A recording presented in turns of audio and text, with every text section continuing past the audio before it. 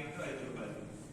So ఆ rate ఏదైతే ఉంటుందో ఆ మైలేజ్ రేట్స్ అవి మనం ప్రాపర్ గా పక్కగా ప్రజలకి చెప్తాము ప్రెస్ ద్వారా. అండ్ అక్కడ బోర్డు పెడతాము, అది అమల్లో అయ్యేలా కూడా చూస్తాం. అండ్ ఇక్కడ విషయం ఏంటంటే చెప్పడం ఈజీ, అమలు అనేది చాలా ఇబ్బంది ఉంటుంది. అది ఒకటి మనం గమనించాలి. అండ్ అన్నిటికన్నా మెయిన్ ఏంటంటే ఇప్పుడు ప్రస్తుత ఇసుక అవసరాలు మనం ఎలా మీట్ అవుతాం అంటే ఇప్పుడు మనకి ఇక్కడ డిపిఓ ఉన్నారు, పంచాయతీరాజ్ ఉన్నారు, ఇంకా మనకి నెక్స్ట్ ఇంకా స్టార్ట్ అయిపోతుంది. So buildings Ekalavya building, ERMS building కూడా మనకి పర్ మంత్ శానిటరీ రిక్వైర్మెంట్ ఎంత అనేది కూడా మనం తీసుకోవాలి. అవి ఇంకా అఫీషియల్ గా అవి first order, second order, third order schemes ఉన్నాయి.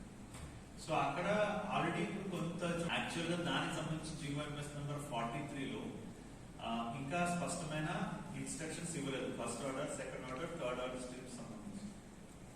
సో దాన్ని నిన్న రైజ్ చేయడం కూడా జరిగింది. అతి త్వరలో మనకి దాని మీద మార్గనిర్దేశకాలు వస్తాయి. ఒక్కోసారి మనం ఎక్కువగా శాండ్ తీసేసినా కూడా ఫ్లాష్ ఫ్లడ్స్ వచ్చే అవకాశాలు కూడా